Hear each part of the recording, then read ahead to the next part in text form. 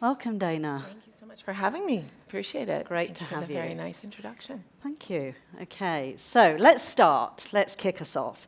Let's start with a discussion about technology. So Sky has demonstrated amazing resilience in a very tough ecosystem. How has technology innovation helped, and how are your customers benefiting?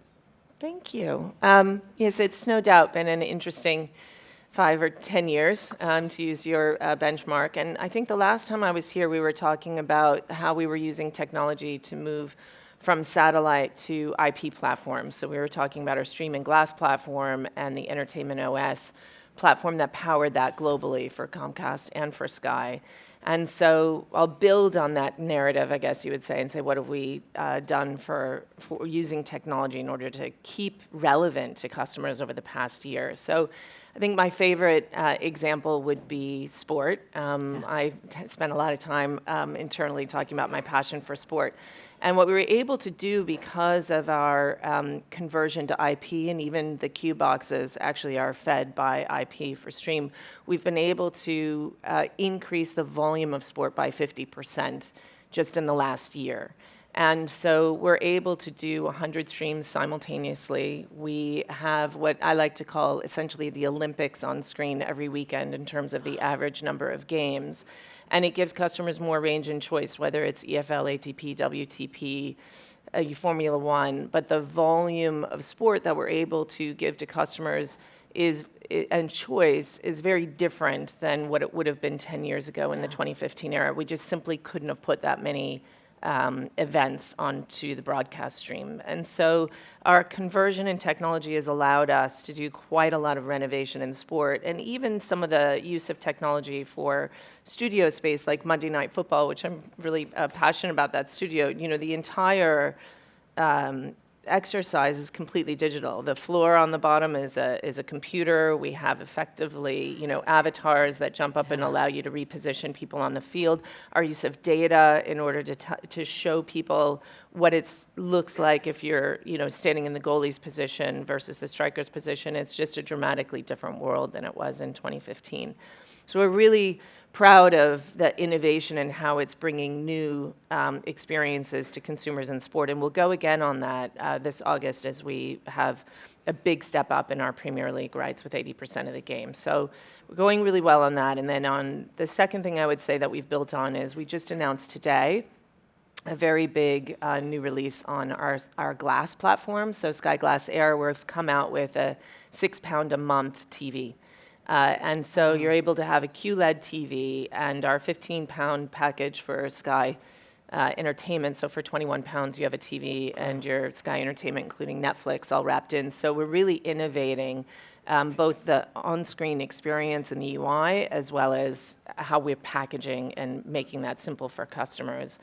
And this weekend, we finished our global replacement of our Now platform. And so across all of our territories, we're now on the upgraded global platform from Comcast. So we have 71 countries now operating on a very, very sophisticated, much more personalized, really sophisticated merchandising engine for the content across the Now platform. And soon, we'll be launching our gigafast speed Wi-Fi experience in the home using the R&D from the cable expertise over at Comcast. So what we're trying to do is, given the level of disruption we're seeing across markets, is making sure that we always have that believe in better, I guess you would say, ambition in front of us, and innovating to improve the customer experience and make sure we're always their first choice. That's sort of how we look at the world. And it's really been a story of bringing together your capabilities around data with your ability to deliver content. So the art and the science, and bringing that, effectively super boosting productivity, but at the same time taking that, creativity to a whole new level. So, and at the same time, never stopping. What's been really impressive to see is the continual innovation. So, never being satisfied that you've ticked that milestone off. Certainly, we've seen in recent years just this unrelenting pace and acceleration, but always with the audience and the customer in mind. So you should be congratulated on that. Thank you. I really appreciate that. Okay, so you were also one of the largest marketeers in the UK. Don't tell our CFO. Yeah. Shh. Chatham House rules. And you are a sizable advertising platform as well. So how do you see technology transforming marketing for Sky? So this is a big one. I actually think that it's probably one of the projects in the business where I'm getting the most energy, where I find it really, really exciting. We took a team of executives effectively on a field trip to learn what the future of marketing looked like from the world experts in that, because we always want to be at the very forefront of what's going on. And I guess the best way of explaining maybe the journey that we've been on is maybe to think about our start of season sports campaign over the 3 years. It's probably the best way to bring it to life. And so in 3 years ago, 2023, start of season, we conceived of that campaign, which at that time was called The Greatest Show on Earth. It was a TV-inspired campaign, e.g. the TV ad was the epicenter of the campaign, and then everything else hung off of that, and it was mass market, and it was pretty traditional. The next year, we were launching our new EFL package, where we had 72 teams showing at least 20 games a season. And so that was a major revolution in terms of the English football rights that we had. So we went to a hyper-local approach. So we took multiple executions of the creative by team. So we had 72 different executions of the creative. We worked with hundreds of clubs. We worked and Instagram promoters. And we really, I guess you would say, managed that through brute force. It was an enormous effort of people taking volumes of creative and connecting it to smaller audiences, and we did that really through brute force from a human standpoint. This year, what we're doing is automating as much of that as possible. So we're taking the localization deeper. We'll have hundreds of permutations of the sports execution. We're automating the connectivity between how the asset is created and how it shows up in social. And it's much more social-driven than it is TV-driven in many respects. And so that just shows you the evolution and what we would expect that by next year, and I'll invite you into this because you're helping us with this, we'll have the entire chain hopefully automated from start to finish. And that's the sort of journey that we've been on.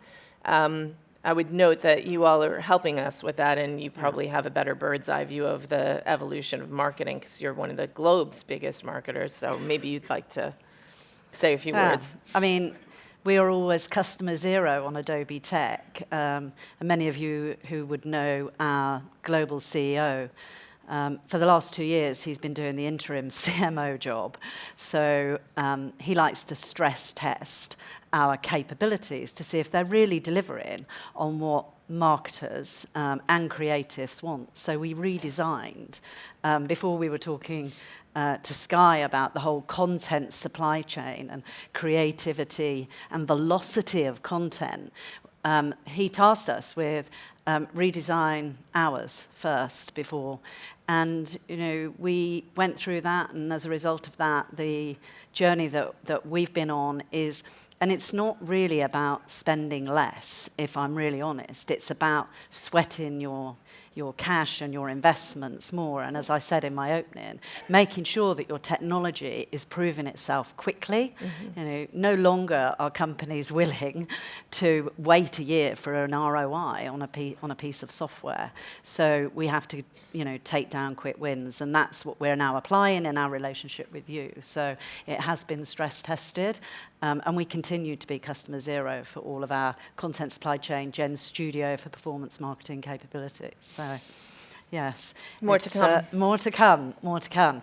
Okay, so talking about creativity, one of the most challenging issues in our industry is how AI is affecting creativity. So maybe you could talk a little bit about, the Sky approach to this and how you're thinking about that. Absolutely. So we're thinking about AI as a cultural movement inside of the organization. And so if you think about kind of long-term utilization of AI. You want to make sure, we want to make sure that as many people across the business are using it as an amplification of how they do their jobs. So a way of accelerating and being able to do their jobs even more efficiently or better.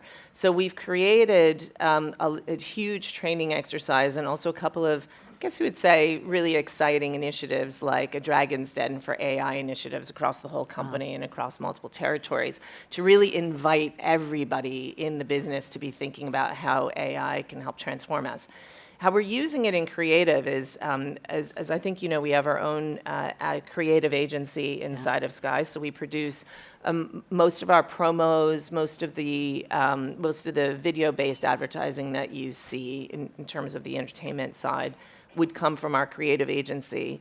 And we're using it as a way, we're using AI actually quite prolifically in that group in order to increase both the volume of personalized executions of whether it's poster art or an ad piece, and also the speed with which we're doing it and the efficiency. And so that group has always been at the bleeding edge, I guess you would say, of our technology adoption.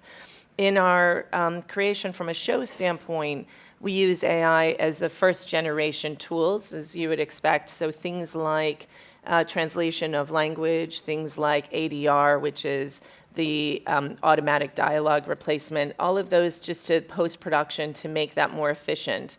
And so I guess you would say we're in those early innings on the content creation side. On the sports side, what we're really looking forward to is embracing AI to have personalized highlights. So you're going to want a different highlight than I'm going to want for whichever sport we're interested in, and being able to be very bespoke and personalized in that, I think, is really exciting. I think the challenge with AI, of course, is the IP protection that sits within it. We've been, I guess you would say, fighting the IP protection wars for a long time. Thanks to Enders for doing that amazing report on piracy.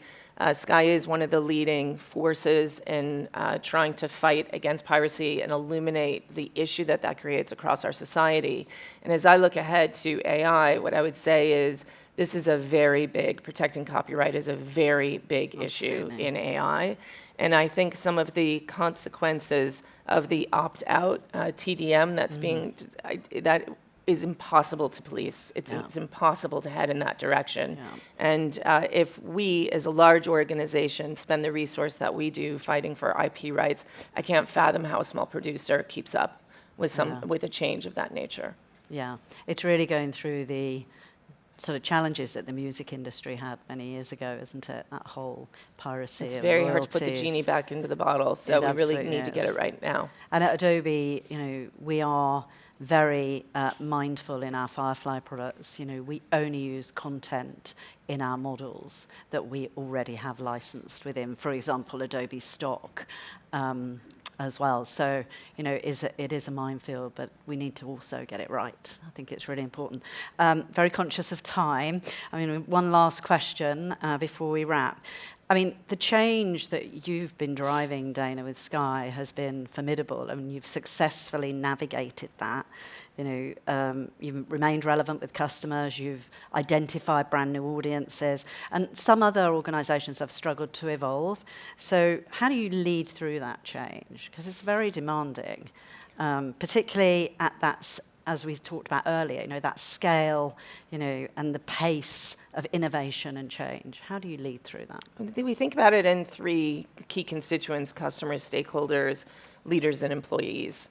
And we've talked about some of the innovation with customers, and previously we've talked about moving the stakeholder, the model to partnerships and to much more collaborative engagement there. If you think about then it leads you to the third constituents, which is leaders and employees.